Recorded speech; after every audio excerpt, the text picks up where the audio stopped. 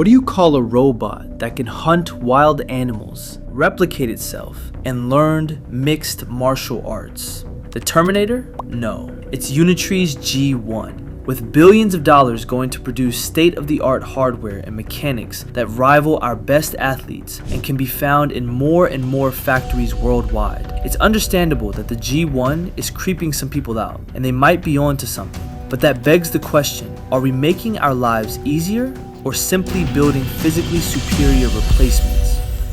However, way before their latest model could perform kung fu shows, the first generation of Unitree robots were clunky inventions that needed an external power source and struggled with basic movements. To understand why the G1 model is such a big deal, you have to understand where Unitree came from.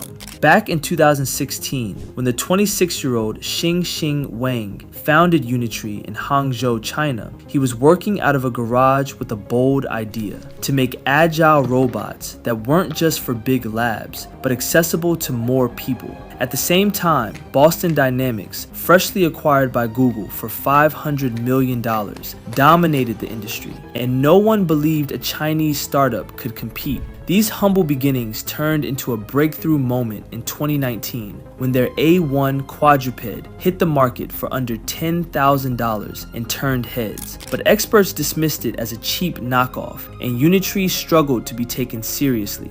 Then, in 2021, the Go 1 went viral worldwide, though unreliable software held it back and proved they still had a long way to go. In 2023, they shocked everyone by entering the bipedal humanoid market with the H1, outrunning every competitor at 3.3 meters per second. Before we continue, ask yourself, when was the last time a startup working out of a garage genuinely threatened a $500 million corporate giant? Because that's exactly what started here. Still, human-like dexterity still felt out of reach. Then, in May 2024, the G1 hit like a bomb. $16,000, opening a Coke, cracking a walnut, soldering with a soldering iron. Moves that stunned even the experts. But a lot of people didn't believe that this was real. And look, if you were skeptical when you first saw this, I get it. So was I. And honestly, part of that skepticism was deserved, because the G1 didn't arrive as a proven household robot, but as a viral machine, compact,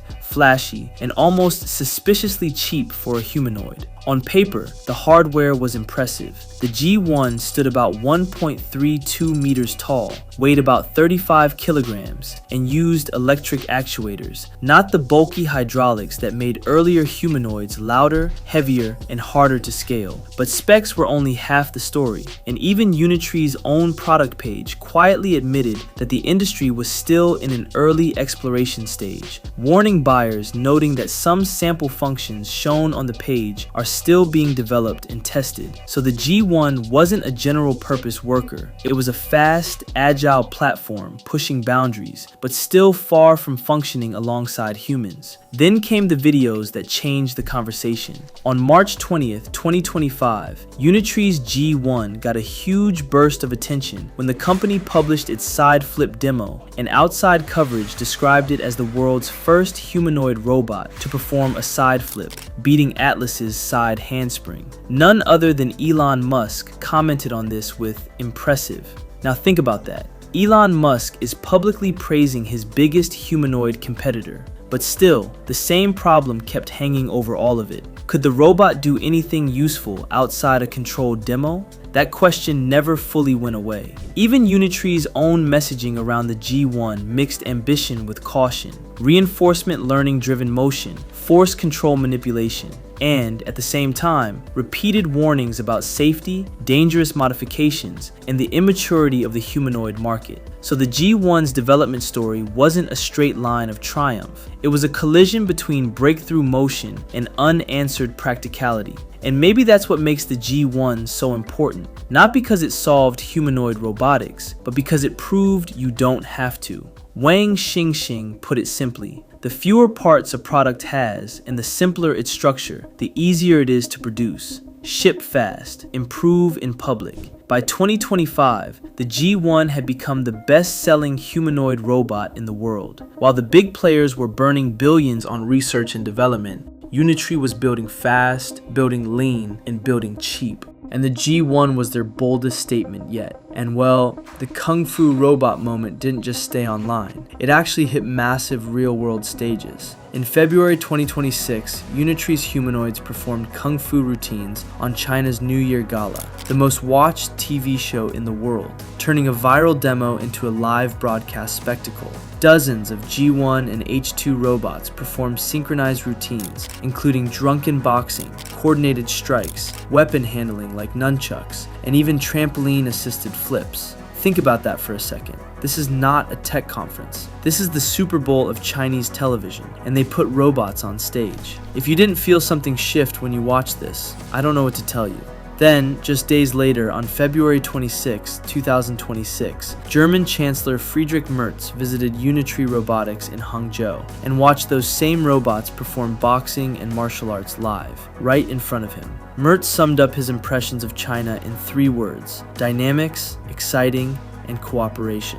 That day mattered because it proved to the world the robots weren't CGI or edited clips. What makes these movements possible is a combination of cutting-edge NVIDIA hardware and increasingly sophisticated AI. The G1 uses reinforcement learning, the same technique behind some of the world's best game-playing AIs, to train its movement patterns. Rather than programming every step manually, engineers essentially let the robot practice thousands of variations of a movement in simulation, failing and improving until the motion becomes second nature. The result is a robot that doesn't just follow instructions, it learns. A key enabler of this training pipeline is NVIDIA's Isaac Lab and Isaac Sim platform, which Unitree has used alongside other leading robotics developers. This framework creates hyper-realistic virtual environments where robots can practice tasks, from walking on ice to picking up fragile objects, without any real-world risk. It's essentially a flight simulator for robots, and it's accelerating the pace of development at a rate that would have been unthinkable just 5 years ago. In fact, the G1's famous side flip was reportedly achieved thanks to training within these simulation environments, proving that the partnership between robotics companies and AI hardware giants like NVIDIA is not just useful, it's transformational. Beyond the flashy flips, the G1 is designed with real-world utility in mind. Its hand modules can be swapped out, allowing operators to equip the robot with different grippers suited to different tasks, from industrial manipulation to delicate assembly work. It can be remotely controlled or set to operate autonomously, depending on the application. And its compact form factor means it can navigate spaces designed for humans: narrow hallways, staircases, cluttered warehouses. Unitree envisions the G1 working in manufacturing, logistics, elder care, and disaster response, the same domains that most major humanoid robot companies are targeting. But it's the price that keeps drawing gasps. At $16,000, the G1 is not just affordable by robotics standards, it's in a completely different league. For context, Boston Dynamics Spot costs around $75,000. Figure's humanoid has been quoted in the hundreds of thousands of dollars. Tesla's Optimus doesn't even have a public price yet. Unitree's edge comes down to vertical integration, efficient Chinese manufacturing, and ruthless cost optimization without sacrificing performance. The same formula that made Chinese automotive giant BYD a global force. Make it good, affordable, and fast. Of course, reactions have been predictably split. The robotics community is excited. Researchers and developers who couldn't previously afford a humanoid platform are suddenly looking at the G1 as a viable tool. Universities, startups, even individual engineers could realistically get their hands on one. And that raises an interesting question. If robots are going to change society, shouldn't as many people as possible have access to them, not just billion-dollar corporations? Or is a low price for such a powerful tool the greatest threat of all? Not because of what it does, but because of how easily it places extraordinary power in the hands of anyone willing to pay next to nothing for it. Let me know what you think in the comments. On the other side, the G1's viral videos have triggered a very familiar kind of unease. When footage of the robot casually absorbing kicks and punches, demonstrations of its stability and durability circulated online, the comment sections lit up with a mixture of dark humor and genuine anxiety. One viewer wrote, "The fact that it just takes the hits and keeps going is the most terrifying part." Another said, "We're literally teaching it to survive abuse. What could possibly go wrong?" The Kung Fu demonstration, where the G1 performed a sequence of fast, precise strikes, prompted jokes about training our replacements and references to every sci-fi dystopia ever written. And while it's easy to dismiss that anxiety as sci-fi paranoia, there are legitimate questions underneath the jokes. Unitree's been advertising it as starting at $16,000. At $16,000, the G1 isn't just impressive, it's affordable enough to scale. If you work in logistics, manufacturing, or any industry where repetitive labor is the norm, this is probably worth paying attention to. The economics become compelling for any company watching its margins, and we're already seeing early deployments. Boston Dynamics Atlas at Hyundai, Apptronik's Apollo at Mercedes-Benz. The G1 could move that timeline faster. Technology has always shifted what work looks like, and historically, it's created as much as it's displaced. What are your thoughts on this? There's also the question of what happens next. In July 2025, the company launched the R1, a smaller, more athletic humanoid starting at $4,900, named one of Time's best inventions of 2025. In March 2026, they open-sourced Uniform VLA0, a vision language action model letting the G1 autonomously perform household tasks through natural language commands. Meanwhile, their gross margin actually improved as prices fell, a rare sign of genuine manufacturing leverage, not just aggressive pricing.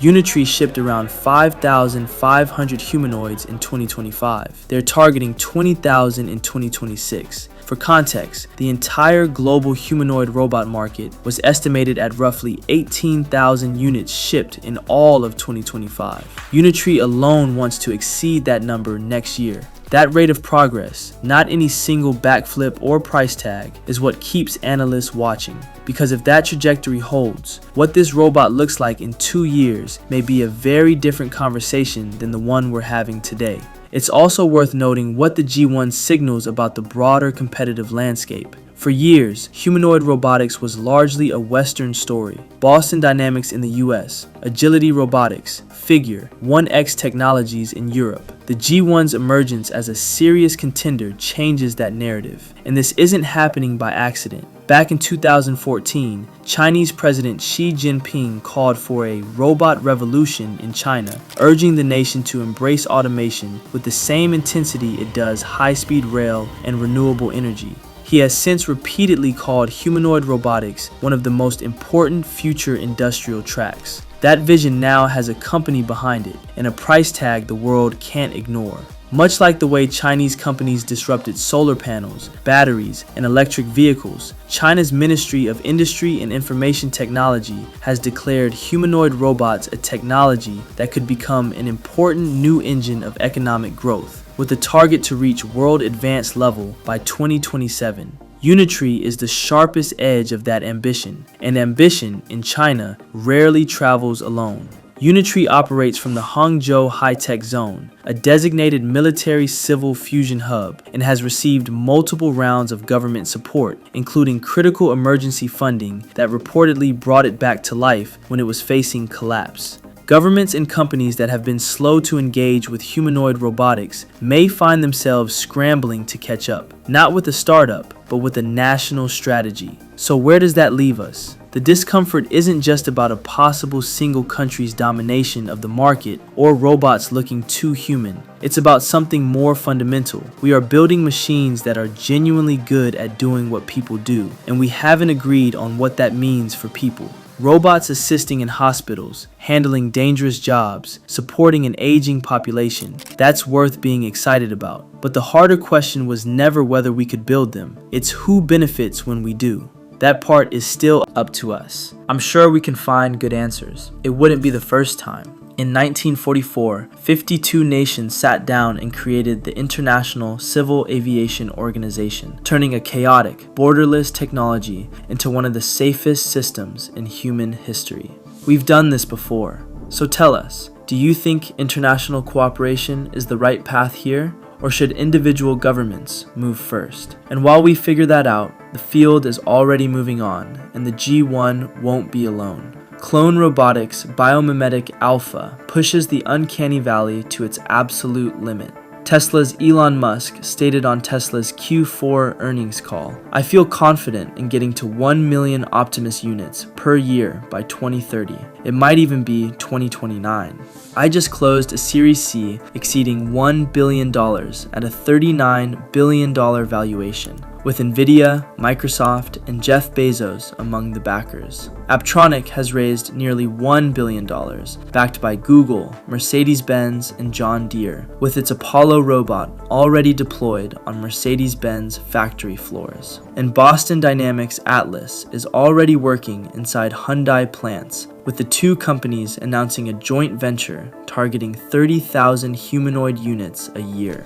This is moving fast, but expert opinions on how fast this will really happen vary a lot. Goldman Sachs projects over 250,000 humanoid units shipped by 2030, with consumer applications following just 2 to 4 years after industrial ones. Morgan Stanley is more cautious. Adam Jonas, their head of global autos and shared mobility research, expects adoption to remain relatively slow until the mid-2030s, only accelerating in the late 2030s and 2040s. And yet, Morgan Stanley's own long-term forecast still puts over 1 billion humanoid robots in operation by 2050, though they note that household usage will be far more conservative, with around 80 million units in homes by then.